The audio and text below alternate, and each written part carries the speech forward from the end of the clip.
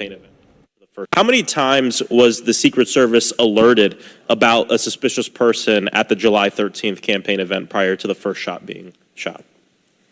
I don't have an exact number to share with you today, but from what I've been able to discern, somewhere between 2 and 5 times there was some sort of communication about a suspicious individual. To the Secret Service specifically? Mm-hmm. It is a miracle President Trump wasn't killed.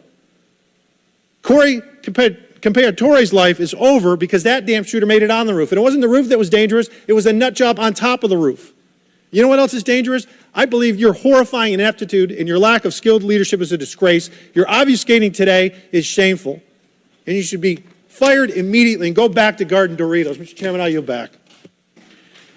What I can tell you is that when the individual was identified by the counter sniper, they took one shot and neutralized that individual. But that was after the shooter already took a shot. Is that correct? That is correct. So what you're saying now is that the Secret Service did not see the shooter on the roof until after the shooter took a shot? I do not have all of those details at this time. Ms. Cheatle, the shooter was set up on the roof of the AGR International building, as we know. Was the roof identified as a potential vulnerability days before the rally?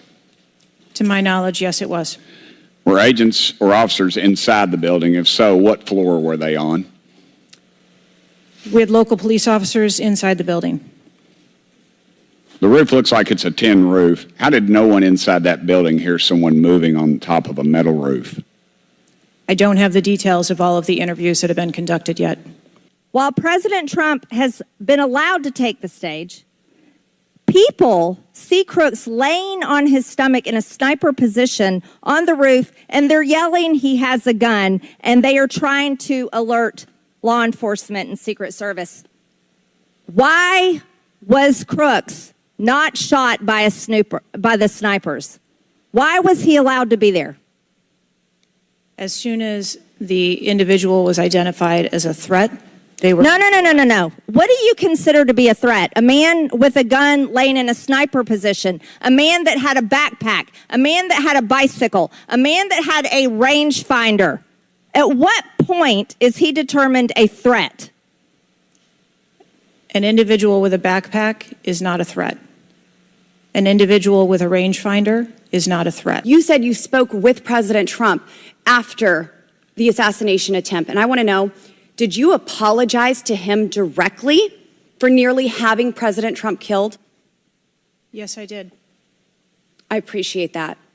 I appreciate that you recognize that this was your failure. Was Mr. Crooks observed at the AGR building prior to the shooting?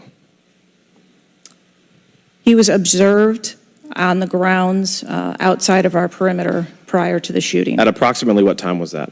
You don't have to give me the specific minute, but at approximately what time was that? I believe it was about 45 minutes or so prior to. When did he transform from suspicion to threat? Because they're treated very differently. People can be suspicious, but they're not a threat until a certain point in time. So when did that happen?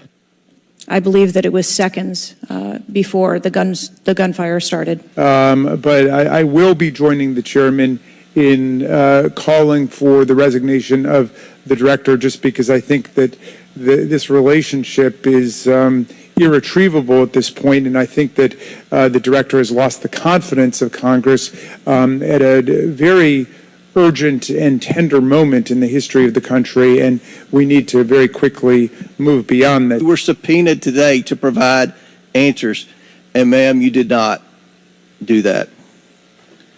So, as Ranking Member Raskin stated, he and I will be sending a letter requesting that you submit your resignation as a step toward accountability in what happened.